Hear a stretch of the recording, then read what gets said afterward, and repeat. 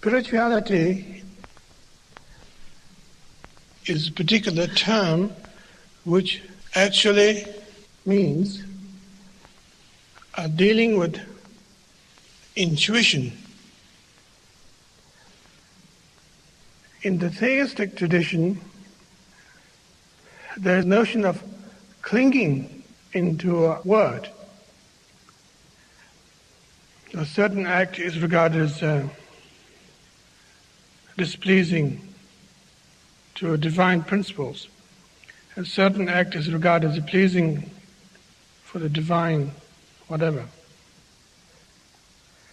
In the tradition of non-theism, however, it is very direct that the case history are not particularly important.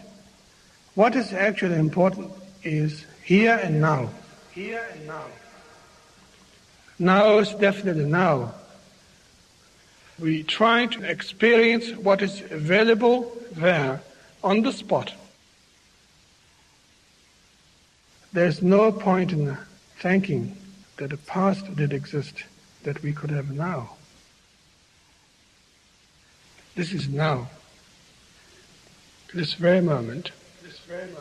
Nothing mystical, just now, very simple, straightforward. And from that nowness, however, arises a sense of intelligence, always, that you are constantly interacting with the reality, one by one, spot by spot, constantly. We actually experience fantastic precision, always.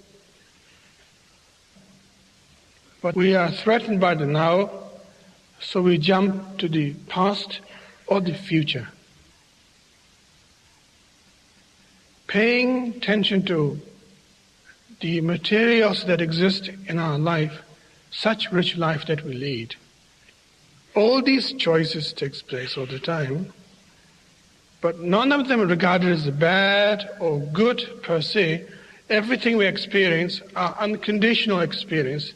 They don't come along with a label by saying this is regarded as bad, or this is good. But we experience them, but we don't actually pay heed to them properly. We don't actually regard that as that we are going somewhere. We regard that as a hassle, waiting to be dead. Waiting to be dead. Waiting to be dead. Waiting to be dead.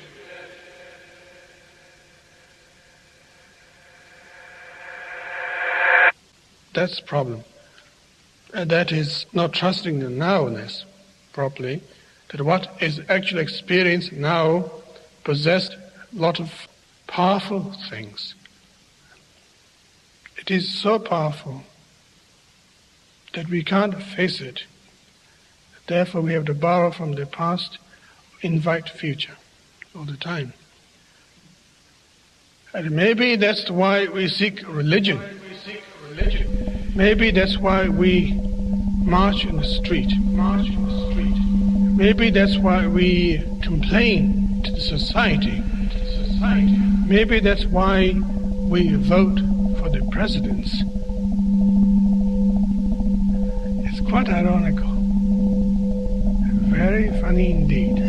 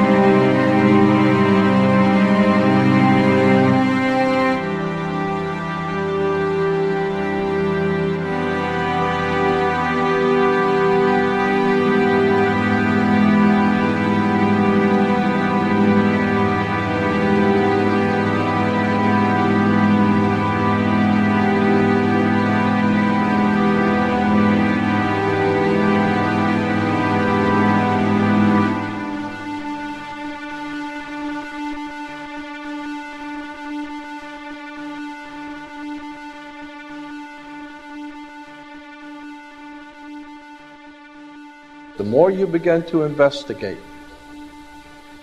what we think we understand, where we came from, what we think we're doing, the more you begin to see we've been lied to.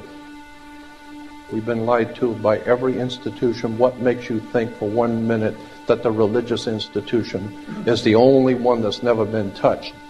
The religious institutions of this world are at the bottom of the dirt.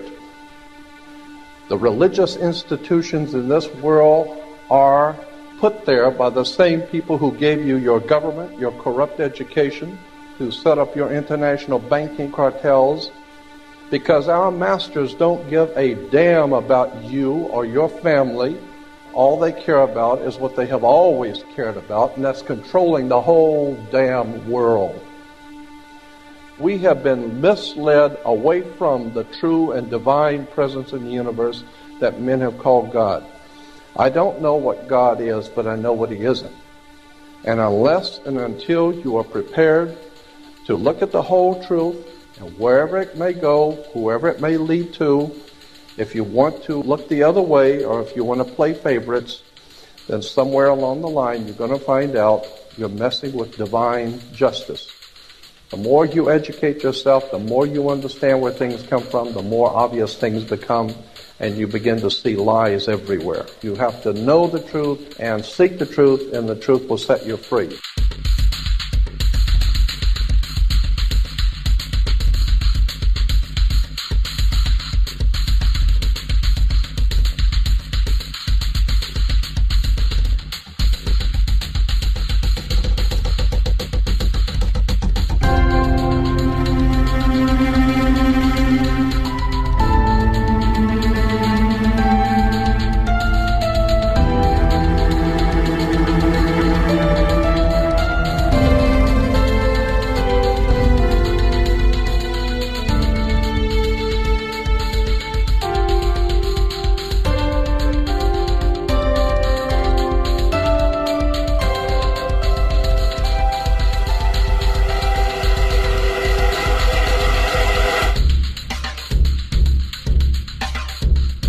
Because I gotta tell you the truth, folks. I gotta tell you the truth. When it comes to bullshit, big time, major league bullshit, you have to stand in awe of the all-time champion of false promises and exaggerated claims, religion. Think about it. Religion has actually convinced people that there's an invisible man living in the sky who watches everything you do every minute of every day. And the invisible man has a special list of 10 things he does not want you to do. And if you do any of these 10 things, he has a special place full of fire and smoke and burning and torture and anguish where he will send you to live and suffer and burn and choke and scream and cry forever and ever till the end of time. But he loves you.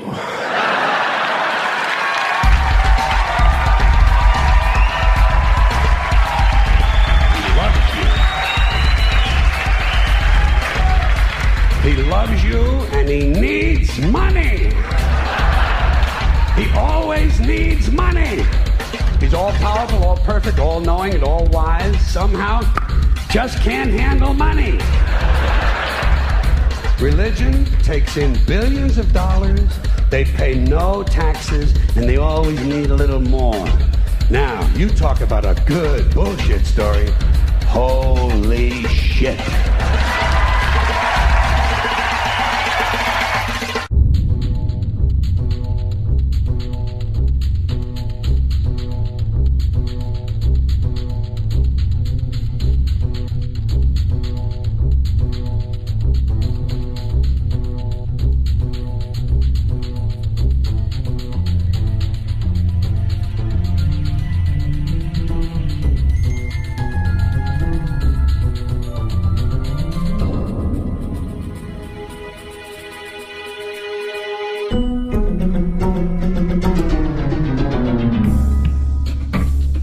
This is the sun.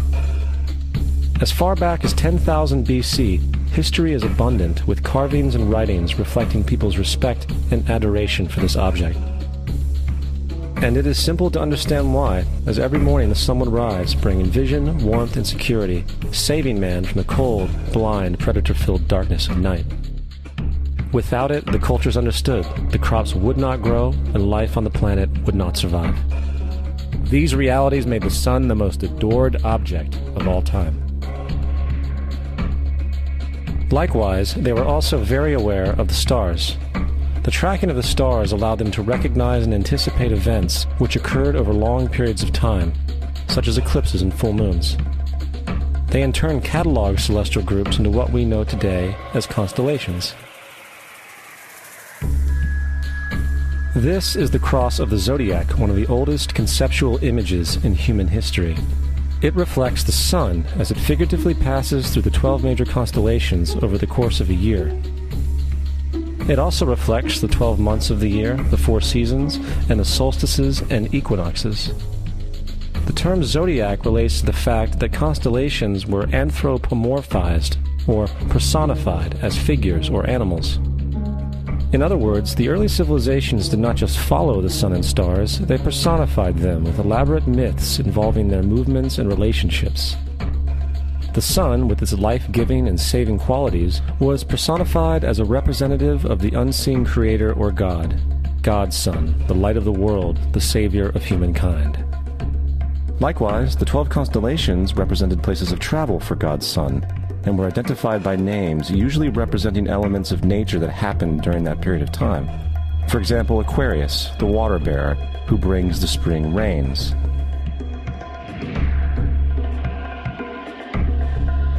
This is Horus. He is the sun god of Egypt of around 3000 BC. He is the sun anthropomorphized, and his life is a series of allegorical myths involving the sun's movement in the sky. From the ancient hieroglyphics in Egypt, we know much about this solar messiah. For instance, Horus, being the sun or the light, had an enemy known as Set, and Set was the personification of the darkness or night. And, metaphorically speaking, every morning Horus would win the battle against Set, while in the evening Set would conquer Horus and send him into the underworld. It is important to note that dark versus light, or good versus evil, is one of the most ubiquitous mythological dualities ever known, and is still expressed on many levels to this day. Broadly speaking, the story of Horus is as follows. Horus was born on December 25th of the Virgin Isis Mary. His birth was accompanied by a star in the east, and upon his birth he was adored by 3 kings. At the age of 12, he was a prodigal child teacher, and at the age of 30, he was baptized by a figure known as Anup, and thus began his ministry. Horus had 12 disciples he traveled about with, performing miracles such as healing the sick and walking on water. Horus was known by many gestural names such as the Truth, the Light, God's Anointed Son, the Good Shepherd, the Lamb of God, and many others. After being betrayed by Typhon, Horus was crucified, buried for 3 days, and thus resurrected. These attributes of Horus, whether original or not, seem to permeate many cultures of the world, for many other gods are found to have the same general mythological structure. Attis of Phrygia, born of the Virgin Nana on December 25th, crucified, placed in a tomb, and after 3 days was resurrected. Krishna of India, born of the Virgin Devaki, with a star in the east signaling his coming. He performed miracles with his disciples, and, upon his death, was resurrected. Dionysius of Greece, born of a virgin on December 25th, was a traveling teacher who performed miracles such as turning water into wine. He was referred to as the King of Kings, God's only begotten Son, the Alpha and Omega, and many others. And, upon his death, he was resurrected. Mithra of Persia, born of a virgin on December 25th, he had 12 disciples and performed miracles, and upon his death was buried for 3 days and thus resurrected. He was also referred to as the Truth, the Light, and many others. Interestingly, the sacred day of worship of Mithra was Sunday. The fact of the matter is, there are numerous saviors from different periods from all over the world which subscribe to these general characteristics. The question remains, why these attributes? Why the virgin birth on December 25th? Why dead for 3 days in the inevitable resurrection? Why 12 disciples or followers? To find out, let's examine the most recent of the solar messiahs. Jesus Christ was born of the Virgin Mary on December 25th in Bethlehem. His birth was announced by a star in the east, which 3 kings or magi followed to locate and adorn the new Savior. He was a child teacher at 12, and at the age of 30 he was baptized by John the Baptist, and thus began his ministry. Jesus had 12 disciples, which he traveled about with, performing miracles such as healing the sick, walking on water, raising the dead. He was also known as the King of Kings, the Son of God, the Light of the World, the Alpha and Omega, the Lamb of God, and many, many others. After being betrayed by his disciple Judas and sold for 30 pieces of silver, he was crucified, placed in a tomb, and after 3 days was resurrected and ascended into heaven. First of all, the birth sequence is completely astrological. The star in the east is Sirius, the brightest star in the night sky, which, on December 24th, aligns with the 3 brightest stars in Orion's belt. These 3 bright stars in Orion's belt are called today what they were called in ancient times, the 3 kings. And the 3 kings and the brightest star, Sirius, all point to the place of the sunrise on December 25th. This is why the 3 kings follow the star in the east, in order to locate the sunrise, the birth of the sun.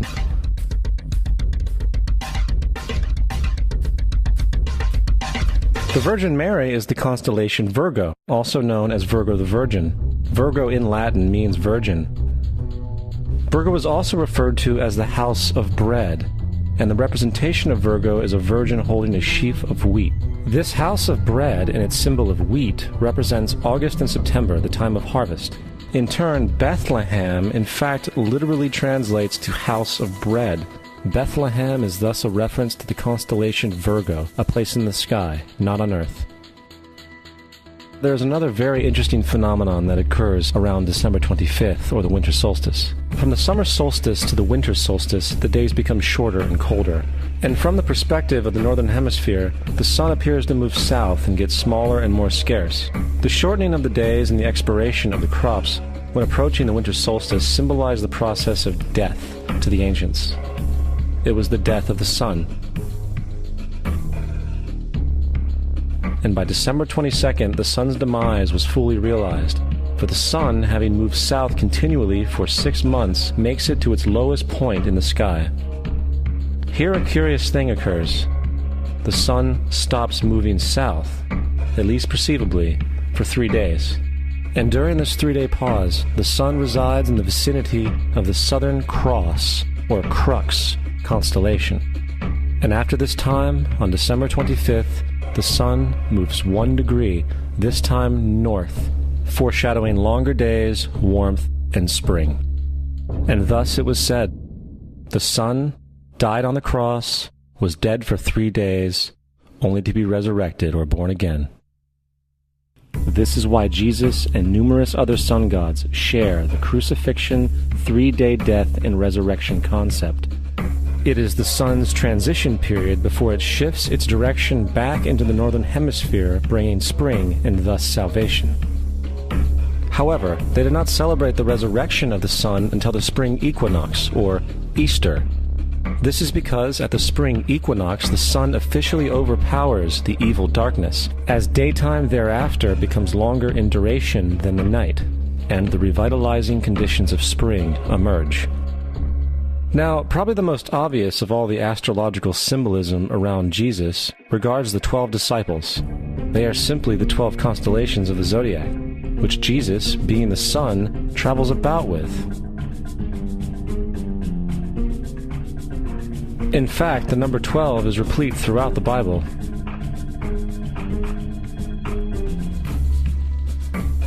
Coming back to the cross of the zodiac, the figurative life of the sun, this was not just an artistic expression or tool to track the sun's movement.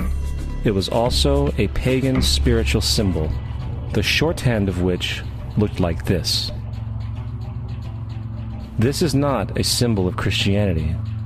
It is a pagan adaptation of the cross of the zodiac.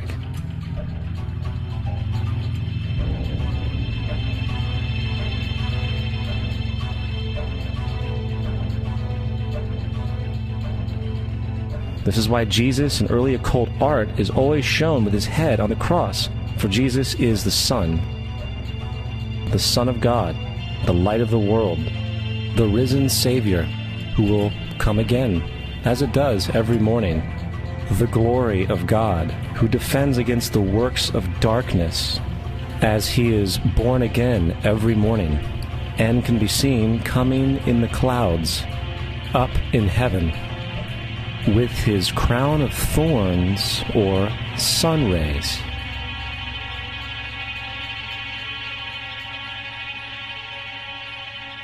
Now, of the many astronomical metaphors in the Bible, one of the most important has to do with the ages. Throughout the scriptures, there are numerous references to the age.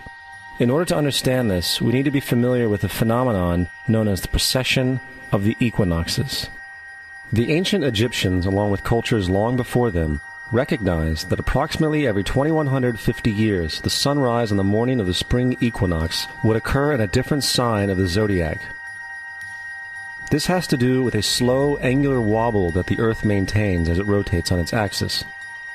It is called a precession because the constellations go backwards rather than through the normal yearly cycle. The amount of time it takes for the precession to go through all 12 signs is roughly 25,765 years. This is also called the Great Year, and ancient societies were very aware of this, and they referred to each 2150-year period as an age. From 4300 BC to 2150 BC, it was the age of Taurus, the bull. From 2150 BC to 1 AD, it was the age of Aries, the ram. And from 1 AD to 2150 AD, it is the age of Pisces, the age we are still in to this day. And in and around 2150, we will enter the new age, the age of Aquarius. Now, the Bible reflects, broadly speaking, a symbolic movement through 3 ages while foreshadowing a 4th.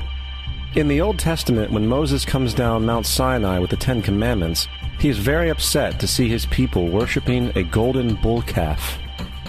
In fact, he shattered the stone tablets and instructed his people to kill each other in order to purify themselves.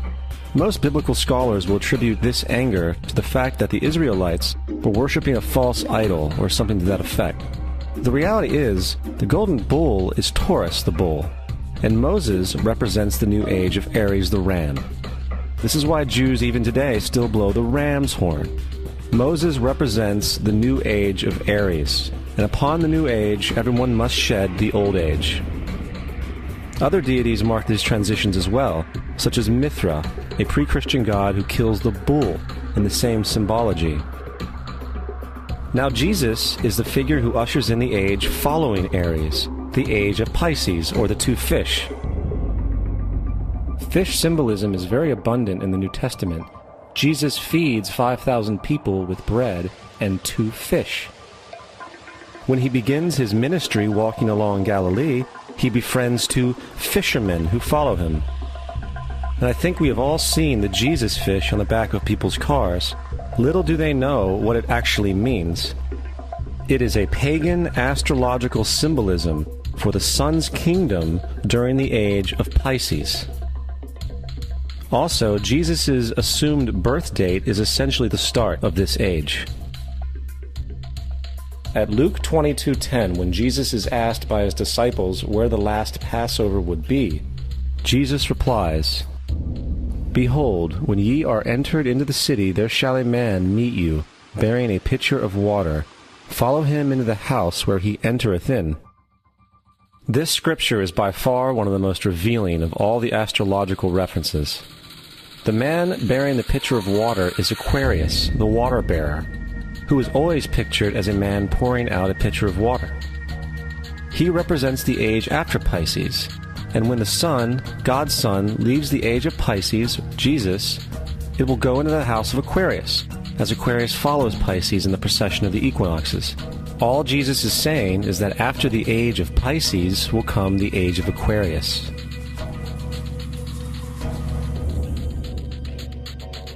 Now, we have all heard about the end times and the end of the world. The cartoonish depictions in the book of Revelation aside, The main source of this idea comes from Matthew 28:20, where Jesus says, "I will be with you even to the end of the world." However, in the King James Version, world is a mistranslation, among many mistranslations. The actual word being used is eon, which means age. I will be with you even to the end of the age, which is true, as Jesus' solar Piscean personification will end when the sun enters the age of Aquarius. The entire concept of end times and the end of the world is a misinterpreted astrological allegory. Let's tell that to the approximately 100 million people in America who believe the end of the world is coming. Furthermore, the character of Jesus being a literary and astrological hybrid is most explicitly a plagiarization of the Egyptian sun god Horus. For example, inscribed about 3,500 years ago on the walls at the Temple of Luxor in Egypt are images of the Annunciation, the miracle conception, the birth, and the adoration of Horus. The images begin with Thoth announcing to the Virgin Isis that she will conceive Horus, then Neph, the Holy Ghost, impregnating the Virgin, and then the virgin birth and the adoration. This is exactly the story of Jesus' miracle conception. In fact, the literary similarities between the Egyptian religion and the Christian religion are staggering.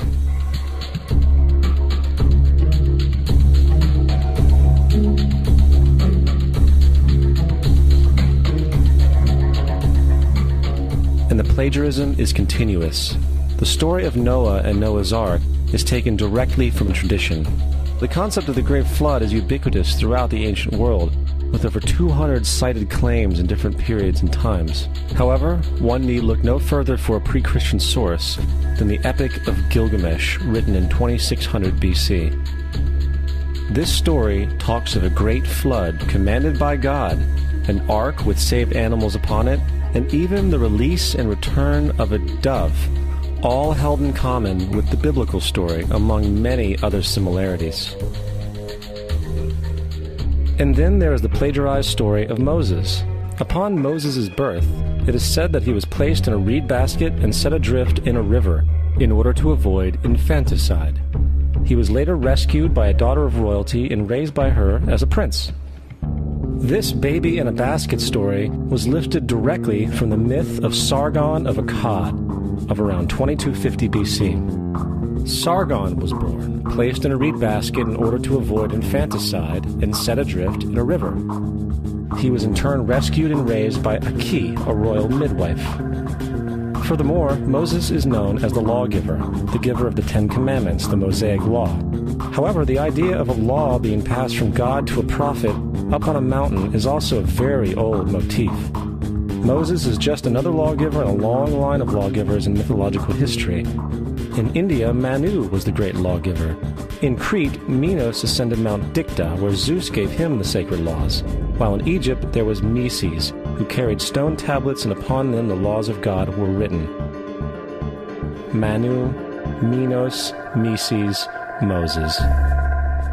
And as far as the Ten Commandments, they are taken outright from spell 125 in the Egyptian Book of the Dead. What the Book of the Dead phrased, "I have not stolen," became "Thou shalt not steal." "I have not killed," became "Thou shalt not kill." "I have not told lies," became "Thou shalt not bear false witness," and so forth. In fact, the Egyptian religion is likely the primary foundational basis for the Judeo-Christian theology. Baptism, afterlife, final judgment, virgin birth, death and resurrection, crucifixion, the Ark of the Covenant, circumcision, saviors, Holy Communion, Great Flood, Easter, Christmas, Passover, and many, many more are all attributes of Egyptian ideas long predating Christianity and Judaism. Justin Martyr, one of the first Christian historians and defenders, wrote, "When we say that he, Jesus Christ, our teacher, was produced without sexual union, was crucified and died and rose again and ascended into heaven, we propound nothing different from what you believe regarding those who you esteem sons of Jupiter." In a different writing, Justin Martyr said, "He was born of a virgin, except this in common with what you believe of Perseus." It's obvious that Justin and other early Christians knew how similar Christianity was to the pagan religions.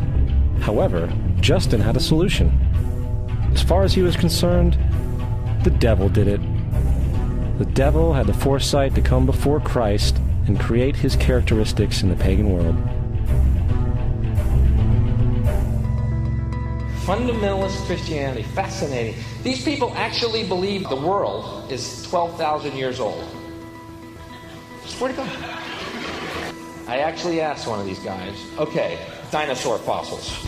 He says, dinosaur fossils? God put those here to test our faith.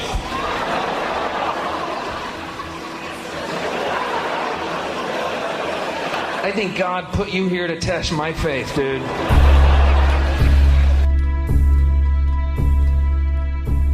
The Bible is nothing more than an astrotheological literary hybrid, just like nearly all religious myths before it. In fact, the aspect of transference of one character's attributes to a new character can be found within the book itself. In the Old Testament, there is the story of Joseph. Joseph was a prototype for Jesus. Joseph was born of a miracle birth. Jesus was born of a miracle birth. Joseph was of 12 brothers. Jesus had 12 disciples. Joseph was sold for 20 pieces of silver. Jesus was sold for 30 pieces of silver. Brother Judah suggests the sale of Joseph. Disciple Judas suggests the sale of Jesus. Joseph began his work at the age of 30. Jesus began his work at the age of 30. The parallels go on and on.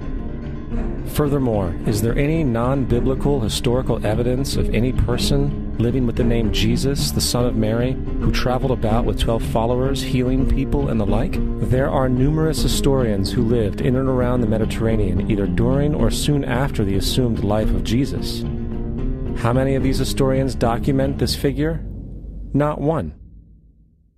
However, to be fair, that doesn't mean defenders of the historical Jesus haven't claimed the contrary. 4 historians are typically referenced to justify Jesus' existence. Pliny the Younger, Suetonius, and Tacitus are the first 3.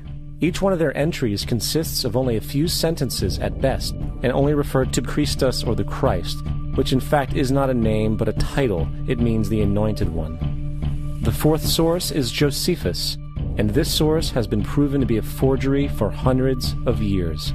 Sadly, it is still cited as truth.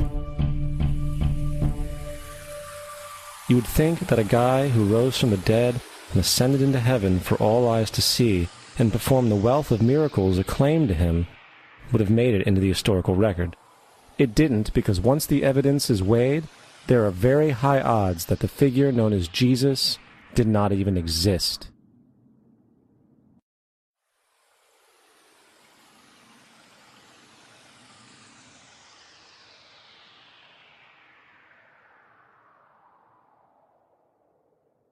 We don't want to be unkind, but we want to be factual. We don't want to cause hurt feelings, but we want to be academically correct in what we understand and know to be true. Christianity just is not based on truth. We find that Christianity was in fact nothing more than a Roman story, developed politically. The reality is, Jesus was the solar deity of the Gnostic Christian sect, and like all other pagan gods, he was a mythical figure. It was the political establishment that sought to historize the Jesus figure for social control. By 325 AD in Rome, Emperor Constantine convened the Council of Nicaea. It was during this meeting that the politically motivated Christian doctrines were established, and thus began a long history of Christian bloodshed and spiritual fraud. And for the next 1600 years, the Vatican maintained a political stranglehold on all of Europe, leading to such joyous periods as the Dark Ages, along with enlightening events such as the Crusades and the Inquisition.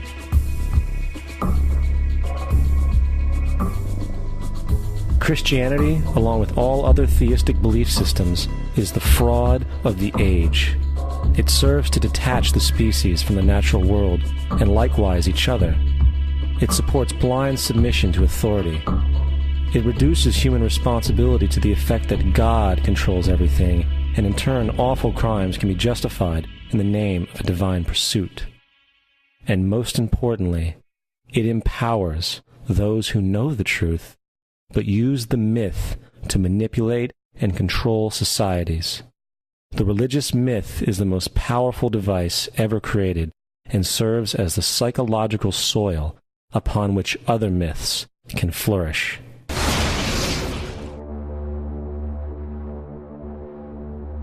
A myth is an idea that, while widely believed, is false. In a deeper sense, in the religious sense, a myth serves as an orienting and mobilizing story for a people. The focus is not on the story's relation to reality, but on its function. A story cannot function unless it is believed to be true in the community or the nation. It is not a matter of debate. If some people have the bad taste to raise the question of the truth of the sacred story, the keepers of the faith do not enter into debate with them. They ignore them or denounce them as blasphemers. It is wrong, blasphemous, and sinful for you to suggest, imply, or help other people come to the conclusion that the U.S. government killed 3,000 of its own citizens.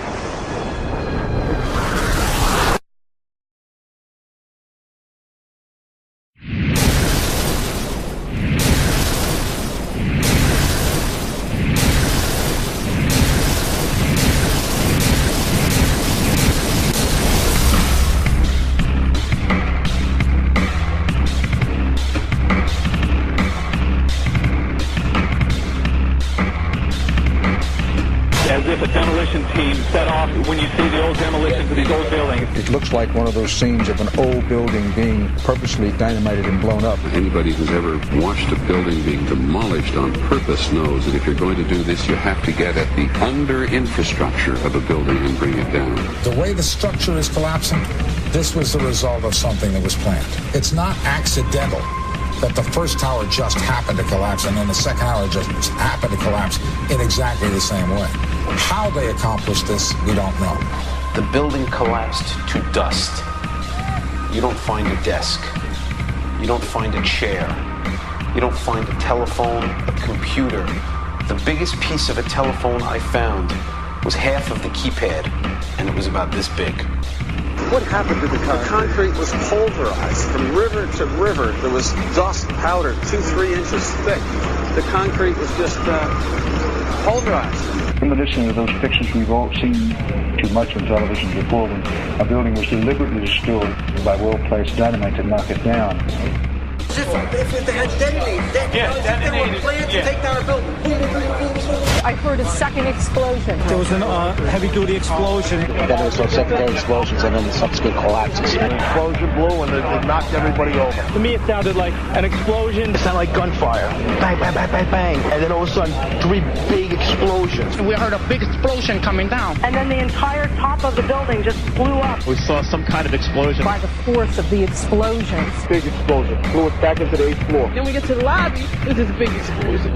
The lobby looked as though a bomb had exploded there. A huge explosion now raining debris. It's been a huge explosion. Huge explosion that we all heard and felt. We just witnessed some kind of follow-up explosion. We heard a very loud blast explosion. The secondary explosion at Tower 1 camp. That is another bomb going off. He thinks that there were actually devices that were planted in the building. Planted in the building.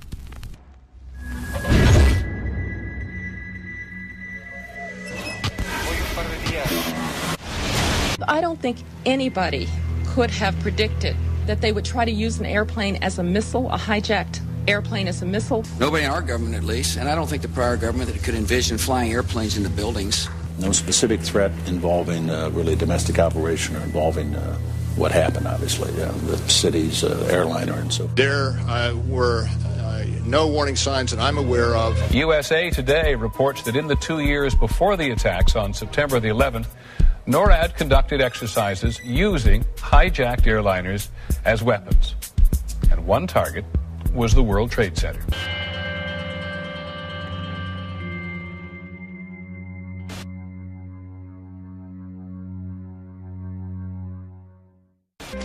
In confidential documents from the Philippines obtained by CNN, the plan was clear. He will board any American commercial aircraft, control its cockpit, and dive it at the CIA headquarters. Other buildings targeted the Pentagon and the World Trade Center. Security in counterterrorism was blinking red, in the words of George Tenet, that the warnings of an imminent attack were so severe that something dramatic should have been done. It was unparalleled.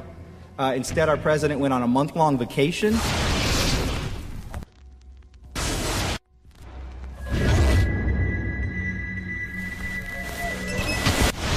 The head of Pakistani intelligence at the ISI, Mahmoud Ahmed, requested Omar Sheikh to wire $100,000 to Mohammed Atta, who was the lead hijacker. Hijacker Mohammed Atta received wire transfers via Pakistan. The man sending the money to Atta is believed to be Ahmed Umar Saeed Sheikh. Omar Sheikh admitted he was supported by the Pakistan government's intelligence service, the ISI.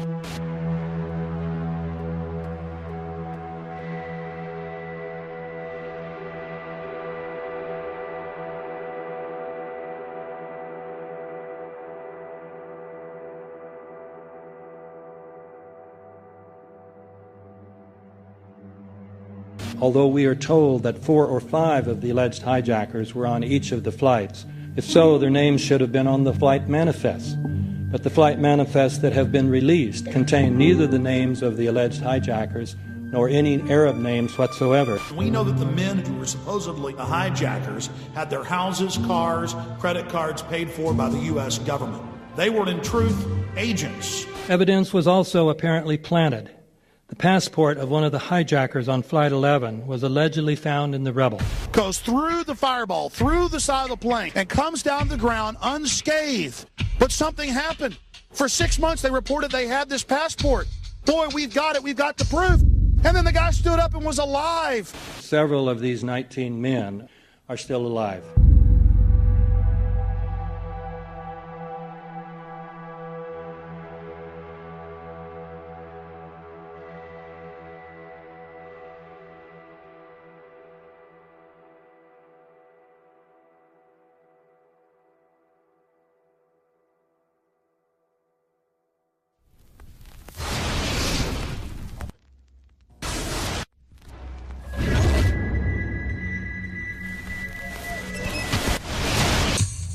Of course we're after Saddam Hussein, bin Laden. He's January 2001, the Bush administration orders the FBI and intelligence agencies to back off investigations involving the bin Laden family, including 2 of Osama bin Laden's relatives, who were living, guess where, in Falls Church, Virginia, right next to CIA headquarters. When he was already America's most wanted criminal, he reportedly spent 2 weeks in the American hospital in Dubai, was treated by an American doctor, and visited by the local CIA agent. We have not seen one piece of evidence that links Osama bin Laden directly to the planning stages of September 11th. This failure to provide proof was later said to be unnecessary because bin Laden, in a video allegedly found in Afghanistan, admitted responsibility for the attacks. This confession is now widely cited as proof.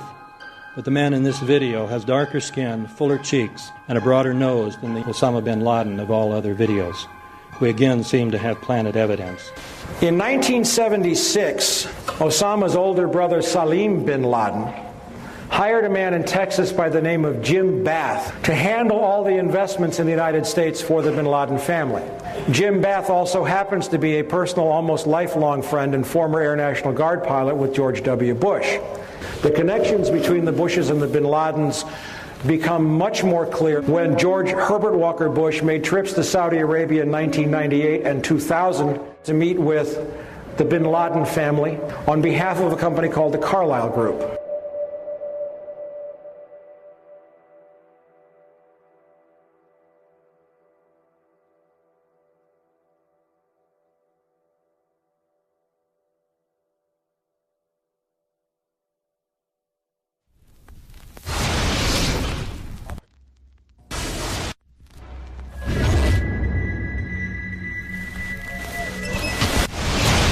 How could anyone fly a 60-ton, 125-foot wide, 44-foot tall plane through this obstacle course? The aircraft, before striking the Pentagon, reportedly executed a 270-degree downward spiral, and yet Hani Hanjour was known as a terrible pilot who could not safely fly even a small plane.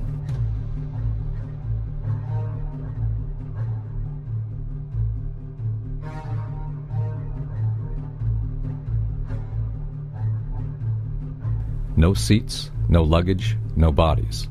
Nothing but bricks and limestone. The official explanation is that the intense heat from the jet fuel vaporized the entire plane. Flight 77 had 2 Rolls-Royce engines made of steel and titanium alloy and weigh 6 tons each. It is scientifically impossible that 12 tons of steel and titanium was vaporized by jet fuel. We're also told that the bodies were able to be identified either by their fingerprints or by the DNA.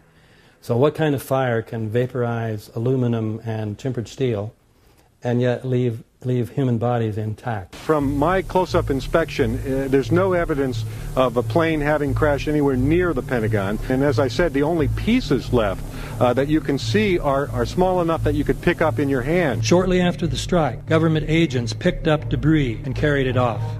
The entire lawn was covered with dirt and gravel, so that any remaining forensic evidence was literally covered up. The videos from security cameras, which would show what really hit the Pentagon, were immediately confiscated by agents of the FBI, and the Department of Justice has to this day refused to release them. If these videos would prove that the Pentagon was really hit by a 757, most of us would assume the government would release them.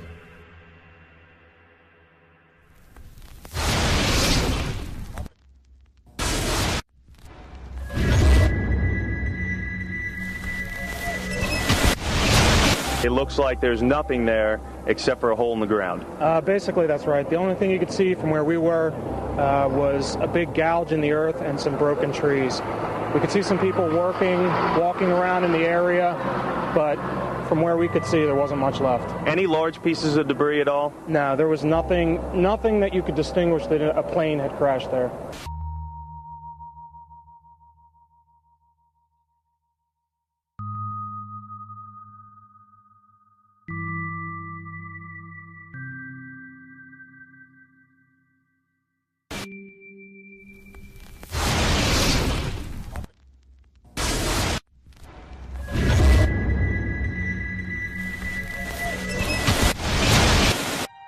Pancake theory, according to which the fires, while not melting the steel, heated it up sufficiently to cause the floors weakened by the airplane strikes to break loose from the steel columns, and this started a chain reaction. So you would expect then from that theory, which is the official theory, to see a whole stack of floors piled up on top of each other and then a spindle of core columns standing too. The core of each of the twin towers consisted of 47 massive steel columns. If the floors had broken loose from them, these columns would have still been sticking up into the air 1,000 feet. The plane did not cut all those core columns. We designed the buildings to take the impact of the Boeing 707 hitting the building at any location. The building probably could sustain multiple impacts of jetliners. That the plane flew straight into the building. Through him, right. So you're saying that the building was actually designed to cope with a hole like that and still survive? Yeah, it was. If you had dropped, say, a billiard ball From the top of the World Trade Center, 110 floors up there, it would have taken 8 to 10 seconds to hit the ground, encountering no resistance whatsoever. The Twin Towers came down in nearly free-fall speed. 200,000 tons of steel shatters and explodes outwards over 500 feet. This means that floors shattered at an average rate of about 10 floors per second. There is no scenario for a pancake effect of buildings falling that allows them to fall at the rate of free fall. Now what can do that? What can move mass out of the way? Explosives.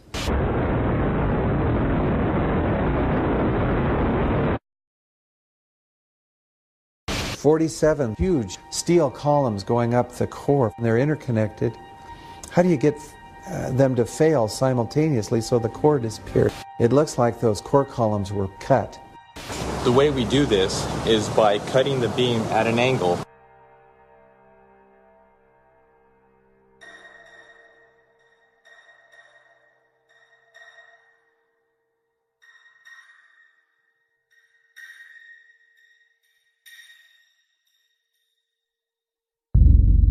I started looking at the molten metal. All three buildings, both towers in the rubble, in the basement areas, and Building 7, there's these pools of molten metal.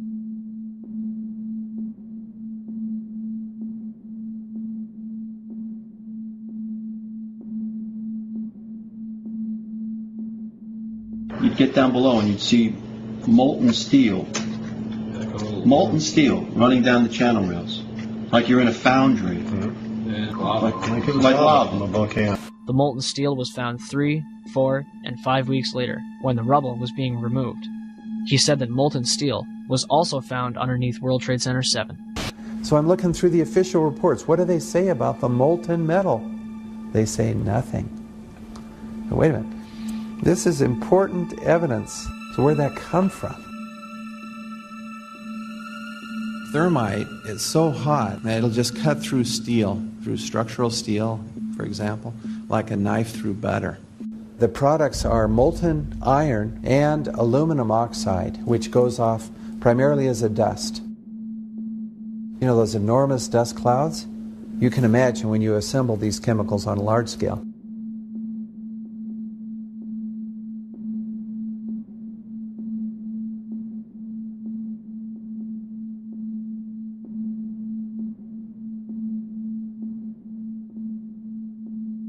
Molten metal pools under both towers after they collapsed, and Building 7. Now, Building 7 wasn't even hit by a jet. Part of the problem is that most people simply don't know much about Building 7 due to the extraordinary secrecy surrounding this collapse. And this was a 47-story skyscraper. This building fell at 5:25. It was not hit by a plane. This building had fires on only 2 or 3 floors. And it was brought down by what we know was a controlled demolition. Demolitions, they look just like that. You know, a kink in the middle, and then that building just comes straight down, almost at free fall speed. They first blow one of the central columns so the building falls in on itself. Building 7 had a classic crimp or wedge. Its central column was blown out first, so it didn't structurally damage buildings just a few feet away from it.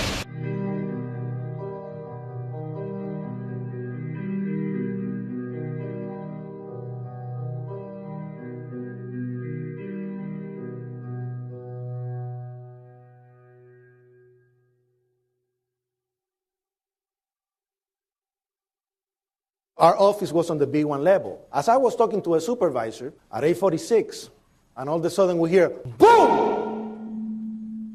An explosion so hard that pushed us upwards. And it came from the basement between the B2 level and the B3 level.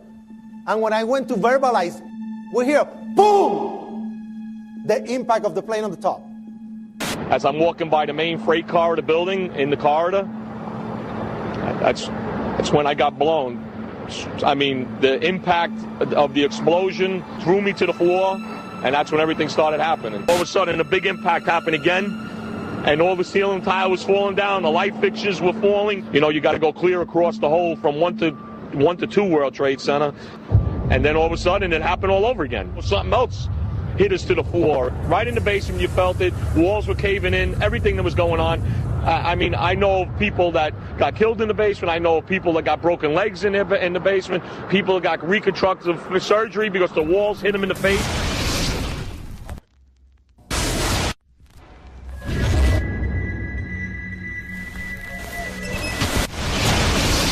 According to standard operating procedure, if an FAA flight controller notices anything that suggests a possible hijacking, the controller is to contact a superior. If the problem cannot be fixed within about a minute, the superior is to ask NORAD, the North American Aerospace Command, to send up or scramble jet fighters to find out what is going on. NORAD then issues the scramble order to the nearest Air Force base with fighters on alert. But although interceptions usually occur within 10 or so minutes, in this case, 80 or so minutes had elapsed before fighters were even airborne. It's a mind-bending anomaly. Not a single U.S. Air Force interceptor turns a wheel until it's too late. There are no jets at all. What if they were so confused and had been so deliberately confused that they couldn't respond? The reason that they didn't know where to go was because a number of conflicting and overlapping war game exercises were taking place. It involved the insertion of false radar blips onto radar screens in the Northeast Air Defense Sector. Center Team U, we have a problem here. We have a hijacked aircraft headed towards New York. We need someone to scramble some F-16s or something up there to help us out. Is this real world or exercise? Is this real world or exercise? There was another exercise, Vigilant Warrior, which was, in fact, according to a NORAD source, a live-fly hijack drill being conducted at the same time. With only 8 available fighter aircraft, and they have to be dispatched in pairs, they were dealing with as many as 22 possible hijacks on the day of 9/11, and they couldn't separate the war game exercises from the actual hijacks.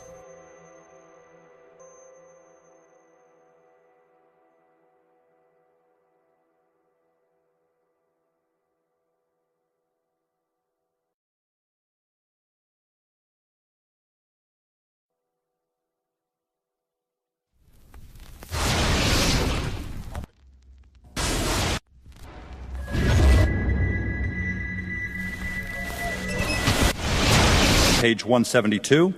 The U.S. government has not been able to determine the origin of the money used for the 9/11 attacks. Ultimately, the question is of little practical significance. The American authorities have not managed to trace the source of the funding. And then the most amazingly disingenuous statement, ultimately, is it of little consequence. It is of massive consequence. Doesn't it matter who paid for 9/11? The collapse of Building 7 has been recognized as especially difficult to explain. The 9/11 Commission report implicitly admitted that it could not explain the collapse of this building by not even mentioning it. President, why are you and the Vice President insisting on appearing together before the 9/11 Commission? Because the 9/11 Commission wants to ask us questions. That's why we're meeting, and I look forward to meeting with them and answering their questions. Why you're appearing together rather than separately, which was their request?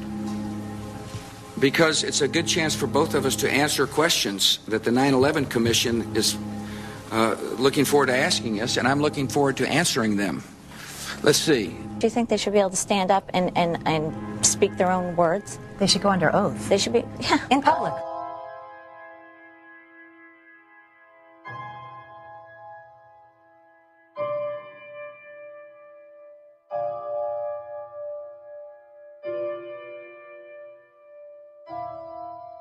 Don't you think that the families deserve to have a transcript or to be able to see what you Adam, said? you asked me that question yesterday.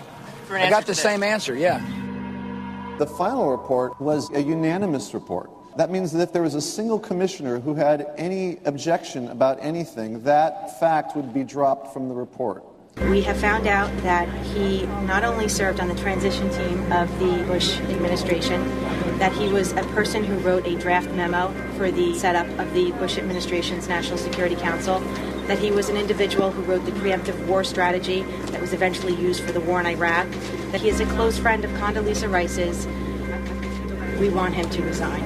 There is literally nothing in the 9/11 report that the Bush administration did not approve of.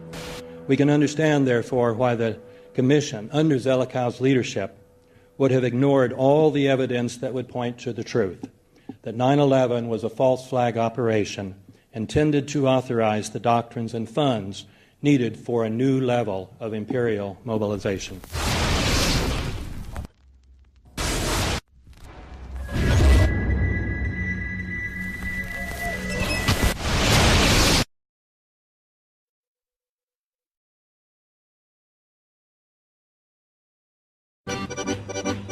armed with knives, armed with chemical, biological, nuclear weapons. Fanatics, terrorists, September 11th. September 11th, killers, September 11th, terrorists. Terrorists of Al-Qaeda, terrorists, nuclear weapons, terrorists. 9/11, terror, terrorist, evil. September 11th, September 11th. The terrorists, war and danger. September 11th, terrorism, global terrorism, terrorism, terrorists. Terrorists, terrorists, terrorists, terrorists, the terror. Terrorists, terrorists, terrorism. September 11th, global terrorism, terrorist, terrorism. September 11th, world terrorism, terrorism. September 11th, global terrorism. September the 11th, terror. Weapons of mass destruction. September the 11th, terrorists. The evil terrorists, no. Terrorism. The words are hypnotically repeated. Terrorism, terrorist, terrorist threat, and of course, believed to be linked to Al-Qaeda. But it's the so-called war on terrorism that's in our faces practically 24/7 as the inescapable focus of our existence. One day, our grandchildren will look back on this time and ask, how was the war on terror won?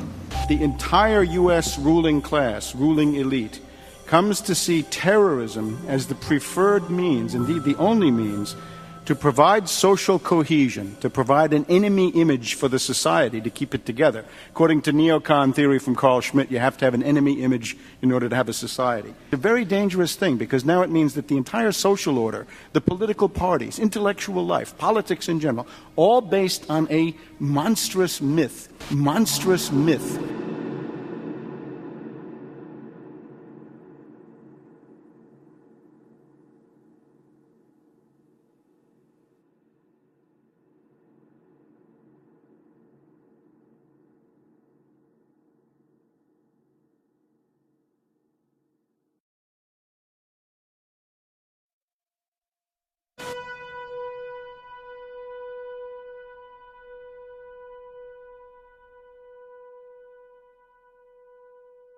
Look, the CIA has done in this country, what they've done to us is unbelievable. Look at the terrorist acts that have occurred. The CIA behind most, if not all of them. We had the Marine barracks. We had our embassy in Kenya. We had Pan Am 103. We had the USS Cole. We had Oklahoma City. We had the World Trade Center in 1993. That helped the terrorists blow up the World Trade Center the first time. They built the bomb. They got the driver's license.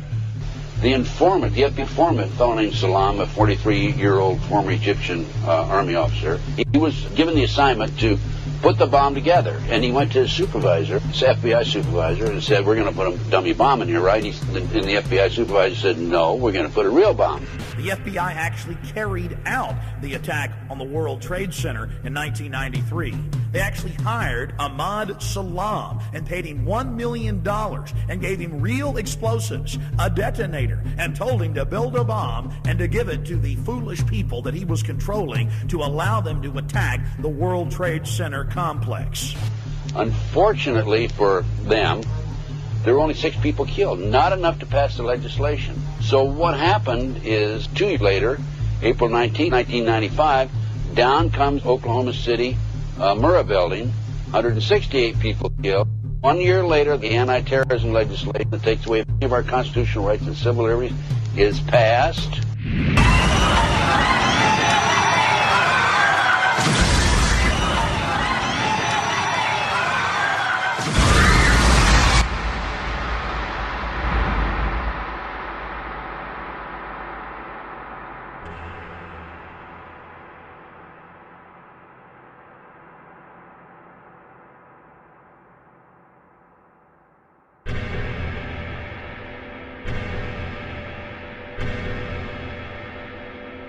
Because at 9:30 this morning, we were actually running an exercise for over a company of 1,000 people in London, based on simultaneous bombs going off precisely at the railway stations that happened this morning. So I still have the hairs on the back of my neck standing upright. To get this quite straight, you were running an exercise to see how you would cope with this, and it happened while you were running the exercise? Precisely.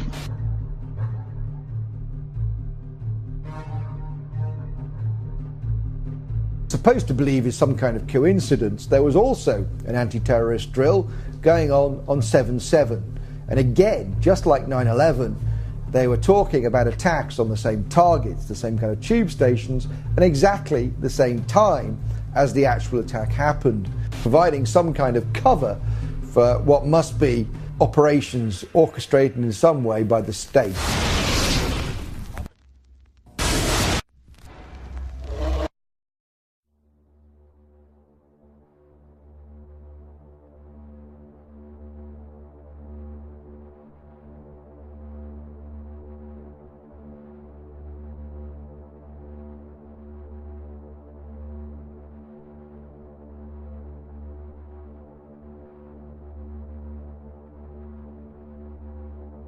I am absolutely appalled at how much people in this country do not think.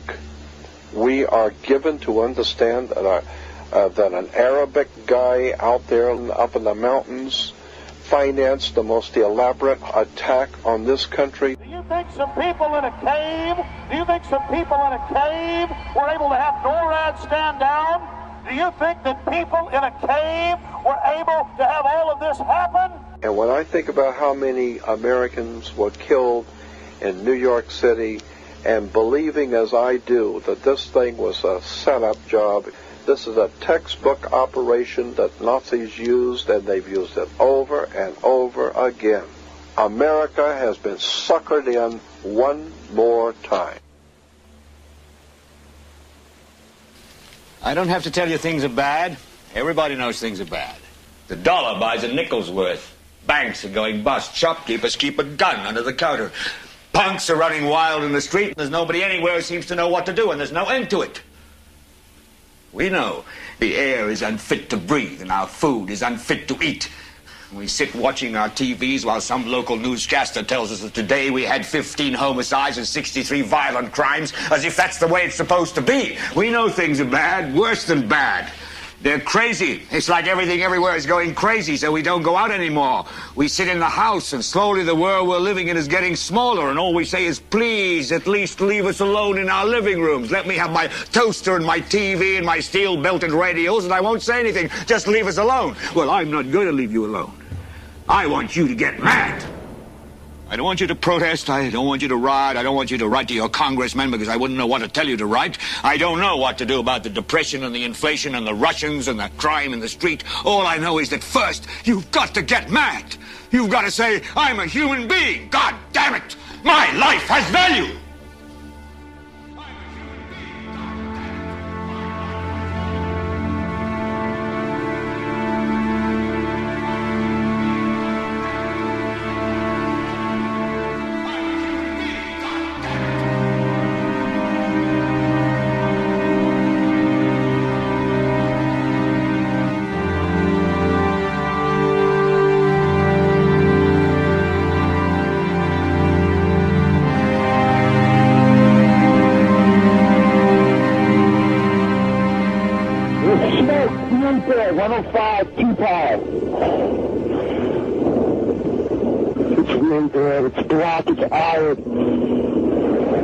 Thinks I'm all right. I called her and said I was leaving the building. I was fine, man. Bang! The three of us, 2 broken windows. Oh, God! Ah!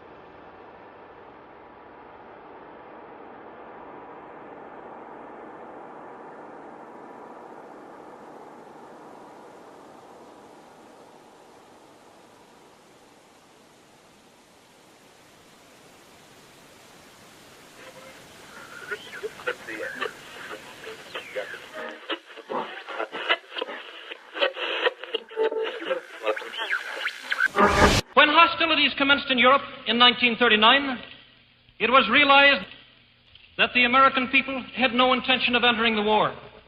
But they believed that this country could be enticed into the war in very much the same way that it was enticed into the last one. They planned, first, to prepare the United States for foreign war under the guise of American defense. Second, to involve us in the war step by step without our realization. Third, to create a series of incidents which would force us into the actual conflict. These plans were, of course, to be covered and assisted by the full power of their propaganda. Our theaters soon became filled with plays portraying the glory of war. newsreels lost all semblance of objectivity, and they have used the war to justify the restriction of congressional power and the assumption of dictatorial procedures on the part of the President and his appointees. A fear campaign was inaugurated. We cannot allow the natural passions and prejudices of other peoples to lead our country to destruction.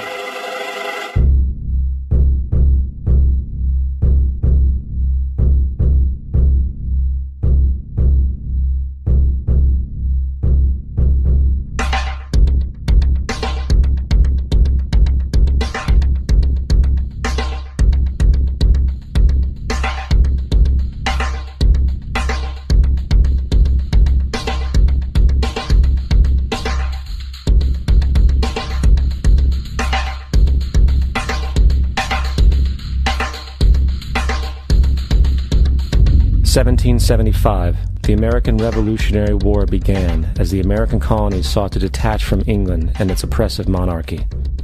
Though many reasons are cited for the revolution, one in particular sticks out as the prime cause: that King George III of England outlawed the interest-free, independent currency the colonies were producing and using for themselves, in turn forcing them to borrow money from the Central Bank of England at interest, immediately putting the colonies into debt. And, as Benjamin Franklin later wrote, the refusal of King George III to allow the colonies to operate an honest money system which freed the ordinary man from the clutches of the money manipulators was probably the prime cause of the Revolution. In 1783, America won its independence from England. However, its battle against the central bank concept and the corrupt, greed-filled men associated with it had just begun. So what is a central bank? A central bank is an institution that produces the currency of an entire nation. Based on historical precedent, two specific powers are inherent in central banking practice: the control of interest rates and the control of the money supply, or inflation. The central bank does not simply supply a government's economy with money, it loans it to them at interest. Then, through the use of increasing and decreasing the supply of money, the central bank regulates the value of the currency being issued. It is critical to understand that the entire structure of this system can only produce one thing in the long run: debt. It doesn't take a lot of ingenuity to figure this scam out. For every single dollar produced by the central bank is loaned at interest. That means every single dollar produced is actually the dollar plus a certain percent of debt based on that dollar. And since the central bank has the monopoly over the production of the currency for the entire country, and they loan each dollar out with immediate debt attached to it, where does the money to pay for the debt come from? It can only come from the central bank again, which means the central bank has to perpetually increase its money supply to temporarily cover the outstanding debt created, which in turn, since that new money is loaned out at interest as well, creates even more debt. The end result of this system without fail is slavery, for it is impossible for the government and thus the public to ever come out of the self-generating debt. The founding fathers of this country were well aware of this.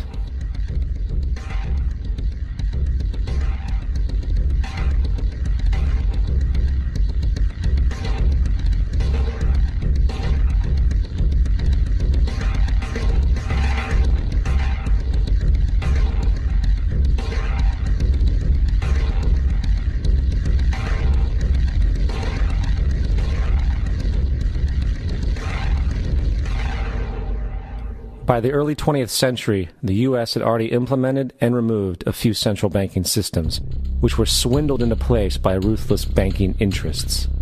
At this time, the dominant families in the banking and business world were the Rockefellers, the Morgans, the Warburgs, the Rothschilds. And in the early 1900s, they sought to push once again legislation to create another central bank.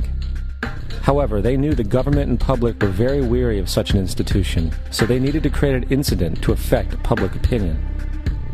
So, J.P. Morgan, publicly considered a financial luminary at the time, exploited his mass influence by publishing rumors that a prominent bank in New York was insolvent or bankrupt.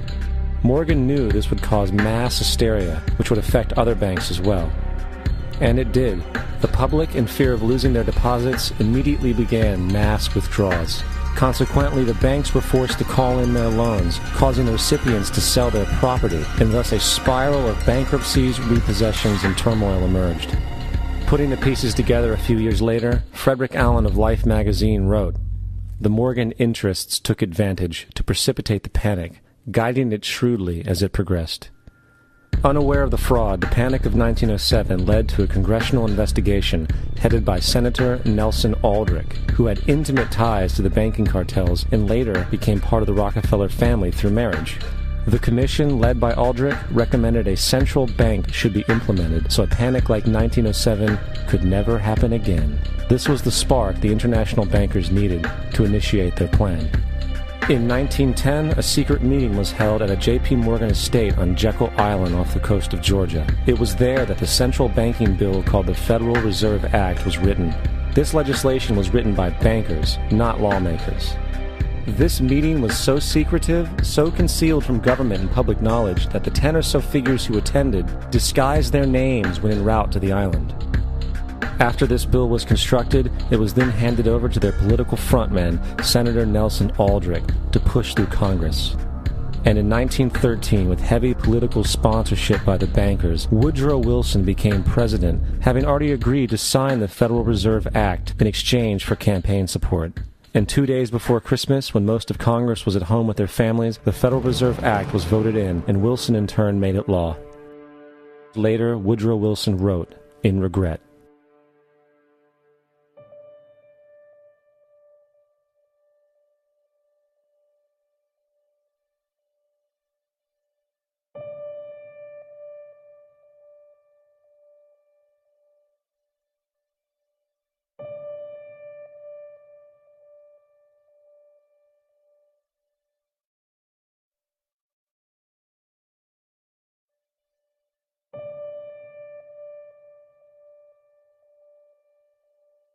Congressman Louis McFadden also expressed the truth after the passage of the bill.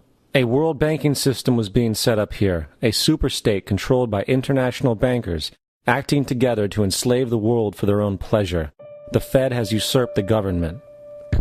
Now, the public was told that the Federal Reserve System was an economic stabilizer, and inflation and economic crises were a thing of the past.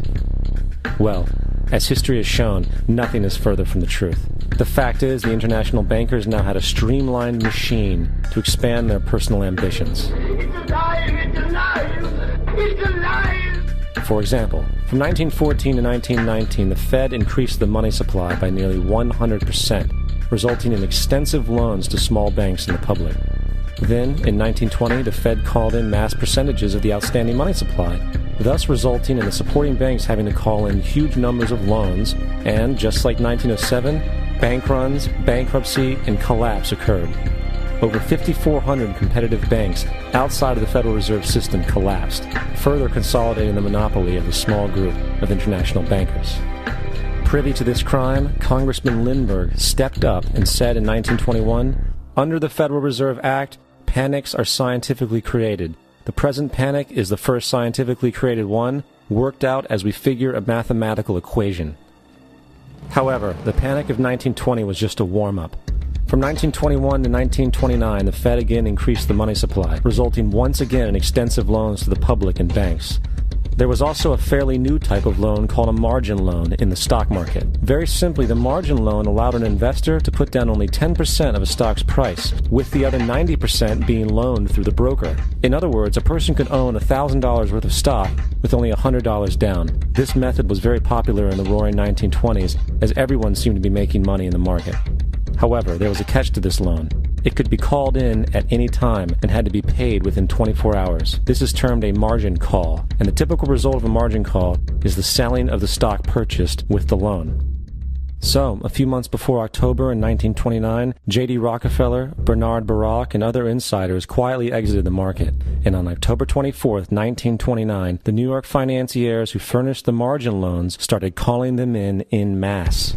This sparked an instantaneous, massive sell-off in the market, for everyone had to cover the margin loans.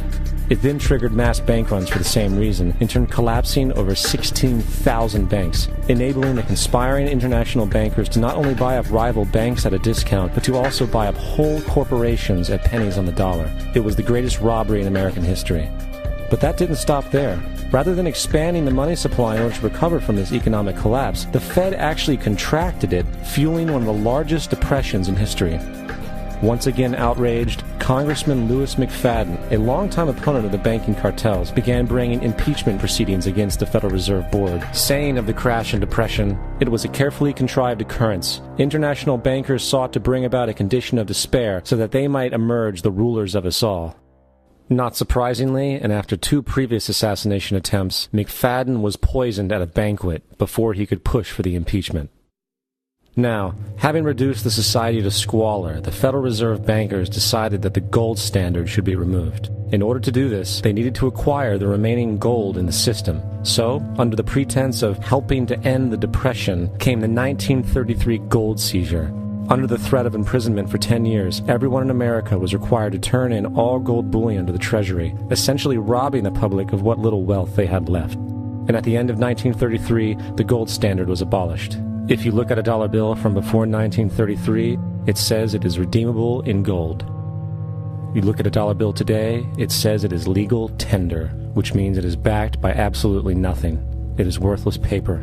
The only thing that gives our money value is how much of it is in circulation. Therefore, the power to regulate the money supply is also the power to regulate its value, which is also the power to bring entire economies and societies to its knees.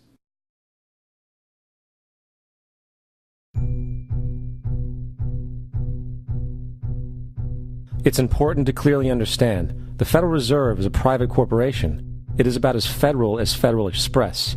It makes its own policies and is under virtually no regulation by the U.S. government.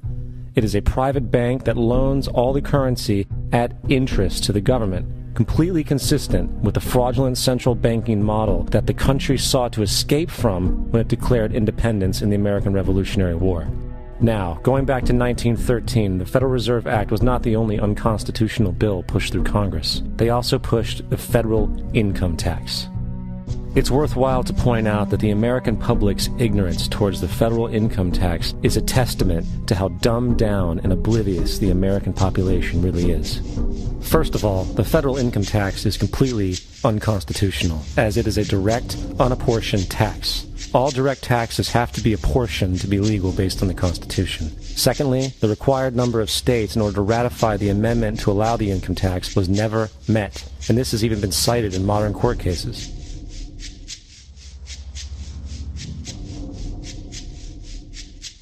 Third, at the present day, roughly 25% of the average worker's income is taken via this tax. And guess where that money goes? It goes to pay the interest on the currency being produced by the fraudulent Federal Reserve Bank, a system that does not have to exist at all. The money you make working almost 3 months out of the year goes almost literally into the pockets of the international bankers who own the private Federal Reserve Bank. And fourth, even with the fraudulent government claim as to the legality of the income tax, there is literally no statute, no law in existence that requires you to pay this tax, period. I really expected that, of course there's a law that you can point to in the law book, the code, that requires you to file a tax return. Of course there is. I was at that point where I couldn't find the statute that clearly made a person liable, at least not me and most people I know. And I had no choice in my mind except to resign. Based on the research that I did throughout the year 2000 and that I'm still doing, I have not found that law. I've asked Congress, we've asked a lot of people in the IRS commissioners, helpers. They can't answer, because if they answer, the American people are going to know that this whole thing is a fraud. I haven't filed an federal income tax return since I left. I have not filed a tax return since 1999. The income tax is nothing less than the enslavement of the entire country. Now, the control of the economy and the perpetual robbery of wealth is only one side of the Rubik's Cube the bankers hold in their hands. The next tool for profit and control is war. Since the inception of the Federal Reserve in 1913, a number of large and small wars have commenced. The three most pronounced were World War I, World War II, and Vietnam. World War I. In 1914, European wars broke out centered around England and Germany. The American public wanted nothing to do with the war. In turn, President Woodrow Wilson publicly declared neutrality. However, under the surface, the U.S. administration was looking for any excuse it could find to enter it. In a noted observation by Secretary of State William Jennings, the large banking interests were deeply interested in the World War because of the wide opportunities for large profits. It's important to understand that the most lucrative thing that can happen for the international bankers is war, for it forces the country to borrow even more money from the Federal Reserve Bank at interest. Woodrow Wilson's top advisor and mentor was Colonel Edward House, a man with intimate connections with the international bankers who wanted in the war. In a documented conversation between Colonel House, Wilson's advisor, and Sir Edward Grey, the Foreign Secretary of England, regarding how to get America into the war, Grey inquired, "What will Americans do if Germans sink an ocean liner with American passengers on board?" House responded, "I believe that a flame of indignation would sweep the United States, and that by itself would be sufficient to carry us into war." So, on May 7, 1915, on essentially the suggestion of Sir Edward Grey, a ship called the Lusitania was deliberately sent into German-controlled waters where German military vessels were known to be. And, as expected, German U-boats torpedoed the ship, exploding stored ammunition, killing 1,200 people. To further understand the deliberate nature of this setup, the German embassy actually put advertisements in the New York Times telling people that if they boarded the Lusitania, they did so at their own risk, as such a ship sailing from America to England through the war zone would be liable to destruction. In turn, and as anticipated, the sinking of the Lusitania caused a wave of anger among the American population, and America entered the war a short time after. The First World War caused 323,000 American deaths. J.D. Rockefeller made $200 million off of it. Not to mention the war cost about $30 billion for America, most of which was borrowed from the Federal Reserve Bank at interest, furthering the profits of the international bankers. World War II. On December 7, 1941, Japan attacked the American fleet at Pearl Harbor, triggering our entry into that war. President Franklin D. Roosevelt declared the attack was a day that will live in infamy. A day of infamy indeed, but not because of the alleged surprise attack on Pearl Harbor. After 60 years of surfacing information, it is clear that not only was the attack on Pearl Harbor known weeks in advance, it was outright wanted and provoked. Roosevelt, whose family had been New York bankers since the 18th century, whose uncle Frederick was on the original Federal Reserve Board, was very sympathetic to the interests of the international bankers, and the interest was to enter the war, as we've seen, nothing is more profitable for international bankers than war. In a journal entry by Roosevelt's Secretary of War Henry Stimson, dated November 25, 1941, he documented a conversation he had with Roosevelt. The question was, how should we maneuver them into firing the first shot? It was desirable to make sure the Japanese be the ones to do this, so that there should remain no doubt as to who were the aggressors. In the months leading up to the attack on Pearl Harbor, Roosevelt had done almost everything in his power to anger the Japanese, showing a posture of aggression. He halted all of Japan's imports of American petroleum. He froze all the Japanese assets in the United States. He made public loans to nationalist China and supplied military aid to the British, both enemies of Japan in the war, which, by the way, is completely in violation of international war rules. And on December 4th, 3 days before the attack, Australian intelligence told Roosevelt about a Japanese task force moving towards Pearl Harbor. Roosevelt ignored it. So, as hoped and allowed, on December 7, 1941, Japan attacked Pearl Harbor, killing 2,400 soldiers. Before Pearl Harbor, 83% of the American public wanted nothing to do with the war. After Pearl Harbor, 1 million men volunteered for the war. It is important to note, Nazi Germany's war effort was largely supported by two organizations, one of which was called IG Farben. IG Farben produced 84% of Germany's explosives, and even the Zyklon B used in the concentration camps to kill millions. One of the unspoken partners of IG Farben was J.D. Rockefeller's Standard Oil Company in America. In fact, the German Air Force could not operate without a special additive patented by Rockefeller Standard Oil. The drastic bombing of London by Nazi Germany, for example, was made possible by a $20 million sale of fuel to IG Farben by the Rockefeller Standard Oil Company. This is just one small point on the topic of how American business funded both sides of World War II. One other treasonous organization worth mentioning is the Union Banking Corporation of New York City. Not only did it finance numerous aspects of Hitler's rise to power, along with actual materials during the war, it was also a Nazi money laundering bank, which was eventually exposed for having millions of dollars of Nazi money in its vaults. The Union Banking Corporation of New York was eventually seized for violations of the Trading with the Enemy Act. Guess who the director and vice president of the Union Bank was? Prescott Bush, our current president's grandfather, and of course our former president's father. Keep that in mind when considering the moral and political dispositions of the Bush family. Vietnam. The United States' official declaration of war on North Vietnam in 1964 came after an alleged incident involving 2 U.S. destroyers being attacked by North Vietnamese PT boats in the Gulf of Tonkin. This was known as the Gulf of Tonkin Incident. This single situation was the catalytic pretext for massive troop deployment and full-fledged warfare. One problem, however, the attack on the U.S. destroyers by Vietnamese PT boats never happened. It was a completely staged event to have an excuse to enter the war. Former Secretary of Defense Robert McNamara stated years later that the Gulf of Tonkin incident was a mistake, while many other insiders and officers have come forward, relaying that it was a contrived farce, a complete lie. Once in the war, it was business as usual. In October 1966, President Lyndon Johnson lifted trading restrictions on the Soviet bloc, knowing full well that the Soviets were providing upwards of 80% of North Vietnam's war supplies. Consequently, Rockefeller interests financed factories in the Soviet Union, which the Soviets used to manufacture military equipment and send it to North Vietnam. However, the funding of both sides of this conflict was only one side of the coin. In 1985, Vietnam's rules of engagement were declassified. This detailed what American troops were and were not allowed to do in the war. It included absurdities like North Vietnamese anti-aircraft missile systems could not be bombed until they were known to be fully operational. No enemy could be pursued once they crossed the border of Laos or Cambodia. And most revealing of all, the most critical strategic targets were not allowed to be attacked unless initiated by high military officials. Apart from these imposed ludicrous limitations, North Vietnam was informed of these restrictions and therefore could base entire strategies around the limitations of the American forces. This is why the war went on so long. And the bottom line is this: the Vietnam War was never meant to be won, just sustained. This war for profit resulted in 58,000 American deaths and 3 million dead Vietnamese.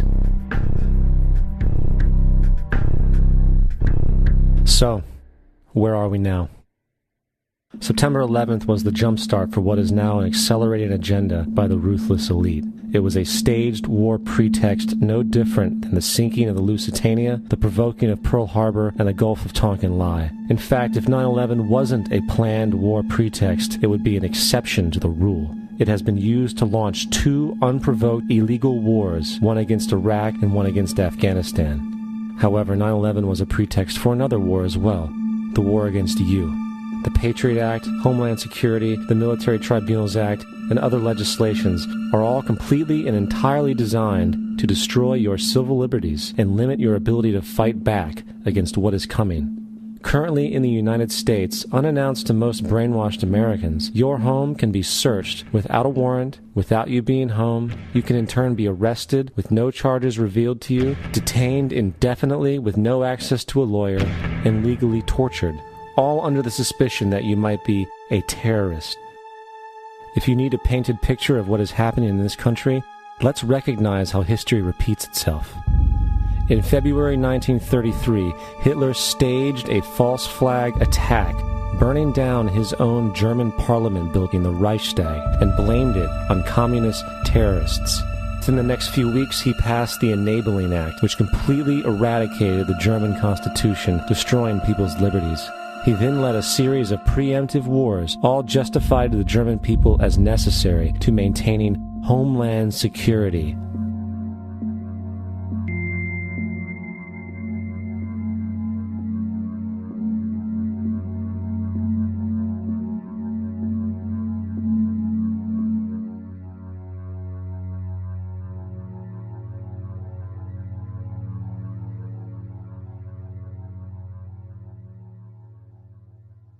am Schicksal des Kommunismus und der sich mit ihm verprügelnden anderen Organisationen ändert dies nichts.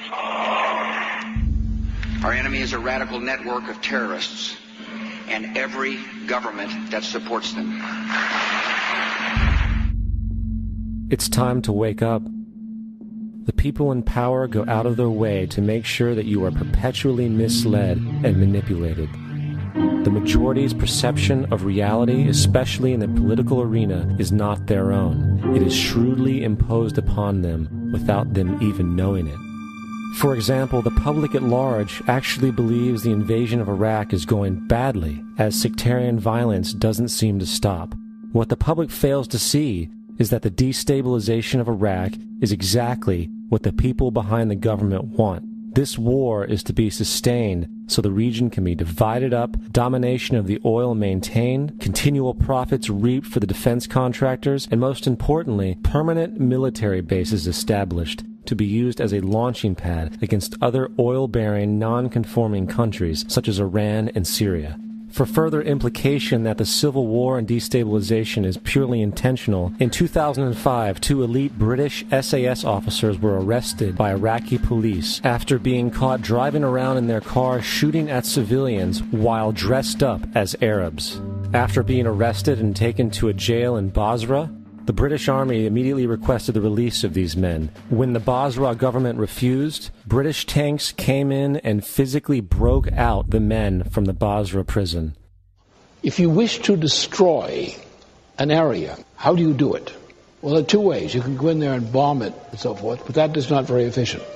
What you do is you try to get the people in that area to kill each other and to destroy their own territory, their own farms. And that's what's been done in that area. The way in which you destroy an opponent is get him to destroy himself by dividing his ranks against one another. Then you feed both sides. You have agents feeding both sides, inflaming both sides. And they kill each other off. And it's time that some of us woke up to this reality to understand that people who try to maintain empires and create empires do it by manipulating the people they're trying to conquer. You might want to ask yourself why the entire culture is utterly saturated with mass media entertainment from all sides, while the educational system in America continues its stupefying downward slide since the U.S. government decided to take over and subsidize the public school system. What your government pays for, it gets. When we understand that, then we look at government-financed institutions of education and see the kind of students and the kind of education that's being turned out by these government-financed schools. Logic will tell you that if what is being turned out in those schools was not in accord with what the state and the federal government wanted, then it would change it. The bottom line is that the government is getting what they have ordered. They do not want your children to be educated. They do not want you to think too much. That is why our country and our world has become so proliferated with entertainments, mass media, television shows, amusement parks, drugs, alcohol, and every kind of entertainment to keep the human mind entertained, so that you don't get in the way of important people by doing too much thinking. You had better wake up and understand that there are people who are guiding your life and you don't even know it. We're in a lot of trouble because you people and 62 million other Americans are listening to me right now, because less than 3% of you people read books, because less than 15% of you read newspapers, because the only truth you know is what you get over this tube. Right now, there is an entire generation that never knew anything that didn't come out of this tube. This tube is the gospel, the ultimate revelation. This tube can make or break presidents, popes, prime ministers. This tube is the most awesome goddamn force in the whole goddamn godless world. And woe is us if it ever falls into the hands of the wrong people. And when the largest company in the world controls the most awesome goddamn propaganda force in the whole godless world, who knows what shit will be peddled for truth on this network. So you listen to me. Listen to me. Television is not the truth. Television is a goddamn amusement park. Television is a circus, a carnival, a traveling troupe of acrobats, storytellers, dancers, singers, jugglers, sideshow freaks, lion tamers, and football players. We're in the boredom-killing business. But you people sit there day after day, night after night, all ages, colors, creeds. We're all you know.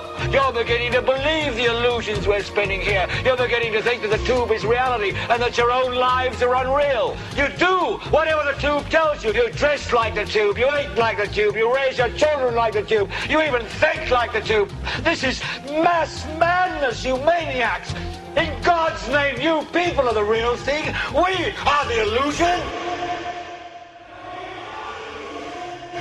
The last thing the men behind the curtain want is a conscious, informed public capable of critical thinking, which is why a continually fraudulent zeitgeist is output via religion, the mass media, and the educational system. They seek to keep you in a distracted, naive bubble, and they are doing a damn good job of it. In 2005, an arrangement between Canada, Mexico, and the United States was made. This arrangement, unannounced to the public, unregulated by Congress, merges the United States, Mexico, and Canada into one entity, erasing all borders. It's called the North American Union, and you might want to ask yourself why you've never heard of this. In fact, there is only one mainstream reporter who has actually heard of and has had the courage to cover this issue. The Bush administration's open borders policy and its decision to ignore the enforcement of this country's immigration laws is part of a broader agenda. President Bush signed a formal agreement that will end the United States as we know it, and he took the step without approval from either the U.S. Congress or the people of the United States. It's a deal that few have even heard of. It's being done again by very few people at the very top on behalf of the investment class, but the working class of people, political officials across our country, from communities, from cities and so forth, they don't know anything about this. This isn't some trade agreement. It is a total removal of sovereignty from these countries, which will also result in a completely new currency called the Amero. Fall. Apart from that, I think one thing people who are dollar-based need to focus on is the Amero. That's the one thing that nobody's talking about, but I think is going to have a big impact on everybody's life in Canada, the U.S., and Mexico. The Amero is the proposed new currency for the North American community, which is being developed right now between Canada, the U.S., and Mexico to make a borderless community, much like the EU, and the dollar, Canadian dollar, U.S. dollar, and the Mexican peso replaced by the Amero. By default of this agreement, the American Constitution will eventually be obsolete. You would think that a situation like this would be on the cover of every major newspaper. That is until you realize that the people who are behind this movement are the same people behind the mainstream media, and you are not told what you're not supposed to know. The North American Union is the same concept as the European Union, the African Union, and the soon-to-be Asian Union, and the same people are behind all of them.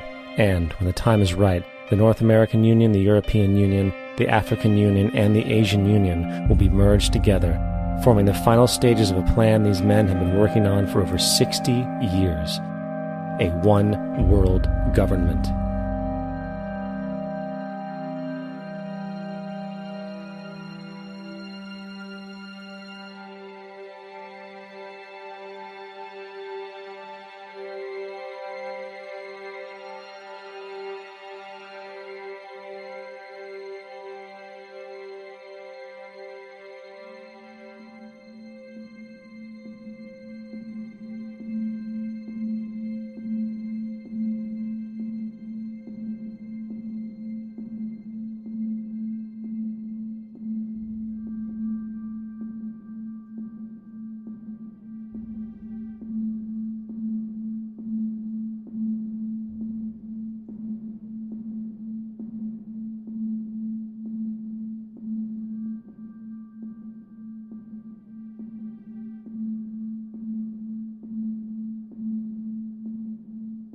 One bank, one army, one center of power.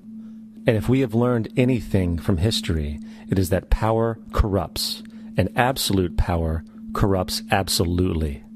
This is Aaron Russo, a filmmaker and former politician. To his left is Nicholas Rockefeller of the infamous Rockefeller banking and business dynasty. After maintaining a close friendship with Nicholas Rockefeller, Aaron eventually ended the relationship, appalled by what he had learned about the Rockefellers and their ambitions. I got a call one day from an attorney woman I knew, and she said, would you like to meet one of the Rockefellers? I said, sure, I'd love to. And we became friends, and he began to divulge a lot of things to me. So he said to me one night, he said that there's going to be an event there, and out of that event, you're going to see we're going to go into Afghanistan, so we can run pipelines from the Caspian Sea. We're going to go into Iraq to take the oil and establish a base in the Middle East, and we're going to go into Venezuela and try and get rid of Chavez. And the first two they've accomplished. Chavez they didn't accomplish. And he said you're going to see guys going into caves looking for looking for people that they're never going to find. You know, he was laughing about the fact that you have this war on terror. There's no real enemy. He's talking about how by having this war on terror, you can never win it because it's an eternal war. And so you can always keep taking people's liberties away. And I said, how are you going to convince people that this war is real? He said, but the media can convince everybody it's real. I mean, you know, it's just that you keep talking about things. You keep saying it over and over and over again, and eventually people believe it. You know, you created the Federal Reserve in 1913 through lies. You create 9/11, which is another lie. Through 9/11, then you're fighting a war on terror, and now all of a sudden you go into Iraq, which was another lie, and now they're going to do Iran. You know, and it's all one thing leading to another, leading to another, leading to another. Now, I would say, what are you doing this for? What's the point of this thing? You have all the money in the world you ever want. You have all the power. I said, you know, you're hurting people. It's not a good thing. And he would say, what do you care about the people for? Take care of yourself and you take care of your family. And then I said to him, what are the ultimate goals here? He said, the ultimate goal is to get everybody in this world chipped with the RFID chip and have all money be on those chips and everything on those chips. And if anybody wants to protest what we do or violate what we want, we just turn off their chip. That's right, microchipped. In 2005, Congress, under the pretense of immigration control and the so-called war on terrorism, passed the Real ID Act, under which it is projected by May 2008, you will be required to carry around a federal identification card, which includes on it a scannable barcode with your personal information. However, this barcode is only an intermediary step before the card is equipped with a VeriChip RFID tracking module, which will use radio frequencies to track your every move on the planet. If this sounds foreign to you, please note that the RFID tracking chip is already in all new American passports. And the final step is the implanted chip, which many people have already been manipulated into accepting under different pretenses. We have a Florida family who are really pioneers in a brave new world. They have volunteered to be the first ever to have microchip identification devices implanted into their body. After 9/11, I was really concerned with the security of my family. I wouldn't mind having something planted permanently in my arm that would identify me. In the end, everybody will be locked into a monitored control grid where every single action you perform is documented. And if you get out of line, they can just turn off your chip, for at that point in time, every single aspect of society will revolve around interactions with the chips. This is the picture that is painted for the future if you open your eyes to see it. A centralized one-world economy where everyone's moves and everyone's transactions are tracked and monitored, all rights removed. The most incredible aspect of all. These totalitarian elements will not be forced upon the people. The people will demand them. For the social manipulation of society through the generation of fear and division has completely detached humans from their sense of power and reality. A process which has been going on for centuries, if not millennia.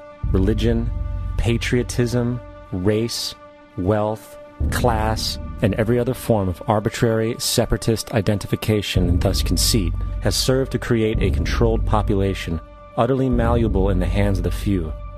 Divide and conquer is the motto, and as long as people continue to see themselves as separate from everything else, they lend themselves to being completely enslaved. The men behind the curtain know this, and they also know that if people ever realize the truth of their relationship to nature and the truth of their personal power, the entire manufactured zeitgeist they prey upon will collapse like a house of cards.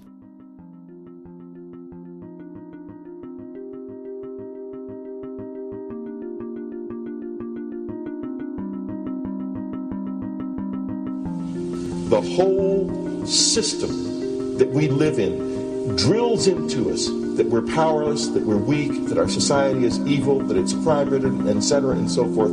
It's all a big, fat lie. We are powerful, beautiful, extraordinary. There is no reason why we cannot understand who we truly are, where we are going.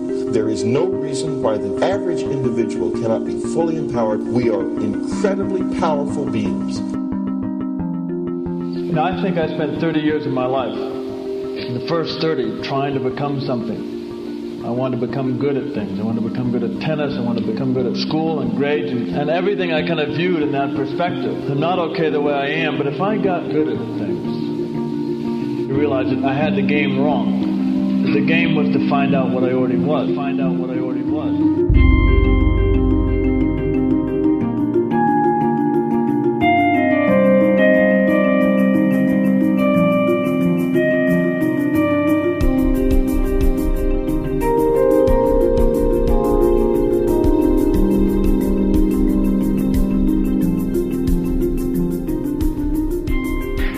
Culture, we've been trained for individual differences to stand out. So you look at each person, immediately it is brighter, dumber, older, younger, richer, poorer, and we make all these dimensional distinctions, put them in categories and treat them that way. And we get so that we only see others as separate from ourselves in the ways in which they're separate. And one of the dramatic characteristics of experience is being with another person and suddenly seeing the ways in which they are like you, not different from you, and experiencing the fact that that which is essence in you and which is essence in me is indeed one. The understanding that there is no other. It is all one. And I wasn't born Richard Alpert. I was just born as a human being. And then I learned this whole business of who I am and whether I'm good or bad or achieving or not. All that's learned along the way.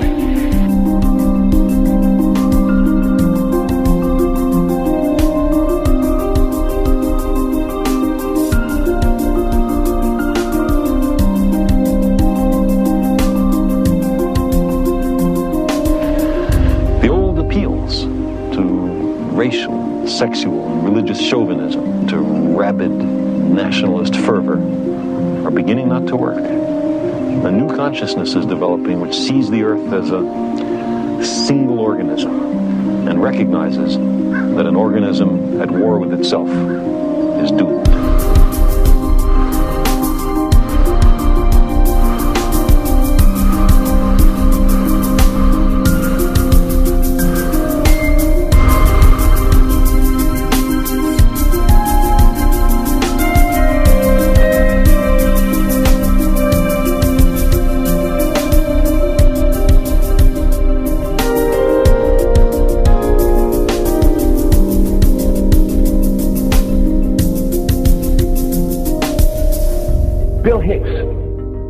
Finish his shows with this.